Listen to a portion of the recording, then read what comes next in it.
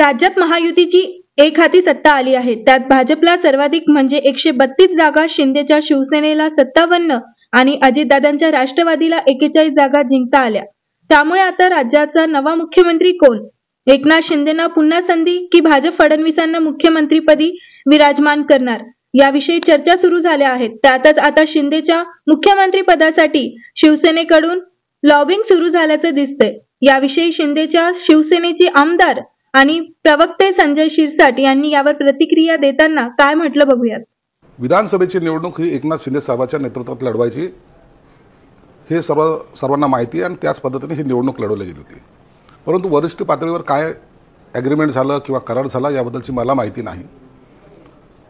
सर्वसाधारण माणसांचं असं, नागरिकांचं असेल, कार्यकर्त्यांचं असं मत होतं की जेव्हा एकनाथ शिंदे साहेबांच्या नेतृत्वात लढवतात याचा अर्थ पुढील मुख्यमंत्री हे एकनाथ शिंदे साहेब असतील असं सर्वसामान्याचं मत होतं आणि आमचंही तेच मत होतं.